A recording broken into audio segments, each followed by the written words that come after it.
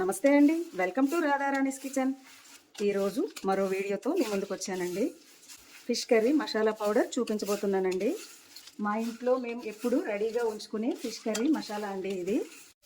చేపల పులుసు, ఇగురు మరియు ఫ్రైకి, రొయ్యలకు కూడా ఇదే మసాలా ఉపయోగపడుతుందండి. నేనైతే ఎప్పుడు ఎగ్స్ కూడా ఇదే వాడతానండి. చేపల పులుసు ఉడికేటప్పుడు ఆఖరణ ఈ పొడి వేస్తే చాలండి, ఆ పులుసుకి అద్భుతమైన టేస్ట్ వచ్చేస్తుంది. ఈ తయారీ విధానం మీకు తెలియాలంటే వీడియోని ఎక్కడ స్కిప్ చేయకుండా చివరి వరకు చూడండి. ఫిష్ కర్రీ మసాలా తయారీ కోసం కావాల్సిన పదార్థాలండి. ముందుగా ధనియాలు, ఈ గిన్నెతో అన్నింటినీ నేను కొలుచుకొని వేసుకుంటున్నానండి. 2 కప్పుల నిండుగా ధనియాలు,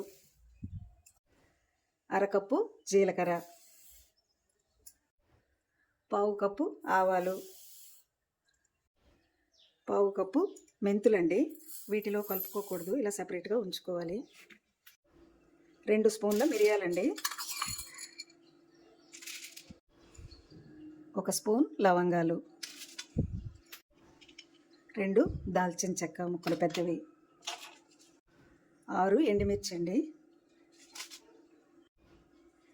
2 స్పూన్ల నిండగా సాల్టు, అదే గిన్నెతో గిన్నె నిండగా కర్రీ లీవ్స్, 1 స్పూన్ నిండగా పసుపు. మిరపకాయలు, పసుపు, ఉప్పు ఎందుకు వేసుకుంటున్నానంటే మసాలా పాడవకుండా ఉంటుందండి. ముందుగా మెంతులను వేసుకొని దోరగా ఫ్రై చేసుకోవాలండి. సిమ్లో పెట్టుకుని ఫ్రై చేసుకోవాలి. మెంతులు వేగిపోయాయి కదా, అన్నింటినీ వేసుకొని ఫ్రై చేసుకోవాలండి.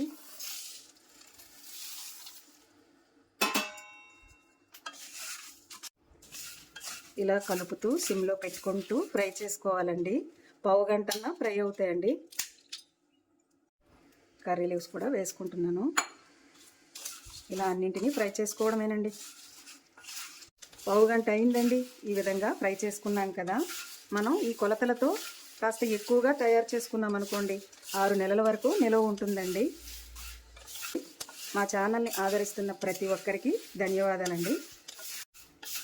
ఇలా ఫ్రై అయిపోయిందండి. ఇప్పుడు ఉప్పు, స్పూన్ పసుపు వేసుకొని ఒకసారి చక్కగా కలిపి స్టవ్ ఆఫ్ చేసుకోవాలండి. చల్లారినాక మిక్సీ చేసుకుందాం.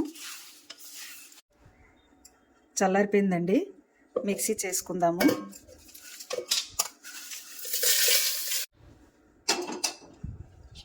మిక్సీ చేసుకుందామండి. మసాలా పౌడరు ఈ విధంగా మిక్సీ చేసుకోవాలండి.